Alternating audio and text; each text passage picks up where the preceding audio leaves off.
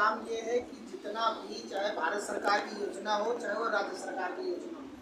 वो धरातल पे कैसे पहुँचे वो हमारे संगठन का विषय है। इसलिए कि अवेयरनेस के कारण हम श्रमिकों तक सारी योजनाएं नहीं पहुंचा पाते हैं और एक भ्रम रहता है कि आपको इसका लाभ मिलेगा नहीं, आप जो है अधिकारी के बीच जाएंगे तो आपको घूस देना पड़ेगा। इस तरीके से दुनिया भर की चीज़ें अफवाहें रहती हैं। तो हमारे संगठन का ये उद्देश्य है कि हमारा जो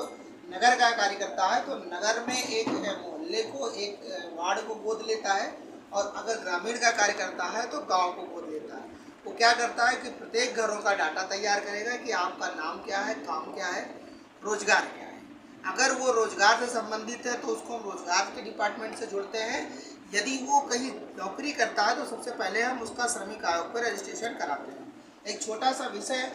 मैं आपके मतलब एक विषय बहुत महत्वपूर्ण है। हम लोग कोविड पे लोगों को समझाने के लिए हमारे यहाँ मतलब भारत सरकार ने एक कमेटी बनाई थी कि जो श्रमिक बाहर प्रांतों से भाग करके अपने प्रांत को आ रहे हैं उनको क्वारंटाइन सेंटर में जा करके समझाओ और भोजन की चिंता करो कि वो गांव में ना जाए, पहले वो क्वारंटाइन हो, फिर निगेटिव आने के बाद गांव में जाए, नहीं तो लोगों को बीमारी फैल जाएगी क्योंकि महानगरों से आ रहे हैं। तो हम लोग जब उनके पास गए तो उन्होंने कहा आपने हमको साहब सुरक्षित तो बुला लिया है, भोजन की भी व्यवस्था कर दी है, दवाई की भी व्यवस्था कर दी है, अगर रोजगार की व्यवस्था हो जाए तो हम अपने प्रांत को छोड़ेंगे। तो हम लोगों ने इस विषय को कमेटी के सामने रखा। तो कमेटी ने ये तय किया कि कैसे पता चलेगा कि आप काम क्या करते हैं। तो 57 सेक्टर स्किल उस टाइम पे बनी, श्रमिक आयोग की 57 सेक्टर स्किल बनी, जिससे ये क्लियर हो गया कि उसमें जो भी रजिस्ट्रेशन करेगा श्रमिक आयोग में। मैंने आज एक पोस्टर के जरिए यहाँ राजस्थान में चर्चा हुई कैसे रजिस्ट्रेशन करना है, क्या करना है। हमारे बहुत सारे जो, चूँकि मैं विद्यार्थी जीवन से भी, छात्र जीवन में मैंने छात्र संघ का भी चुनाव मैनेज किया हूँ, लड़ा हूँ, छात्र नेता भी रहा हूँ। तो जितने भी विश्वविद्यालय के हमारे प्रतिभावान छात्र हैं हम उनको उस कमेटी में जोड़ते हैं। कैंप के माध्यम से कैसे वेबसाइट खुलेगी, कैसे रजिस्ट्रेशन होगा, कैसे वो अपना कार्ड डाउनलोड करेंगे और उसके बाद जब सारी चीज़ें उनके पास एक आपके आई कार्ड की तरह एक श्रमिक कार्ड हो जाता है तो फिर उसमें कितनी प्रमुख योजनाएं जो उसको लाभ तुरंत ले सकते हैं। या कहीं कोई बात, जैसे मान लीजिए हमारे पास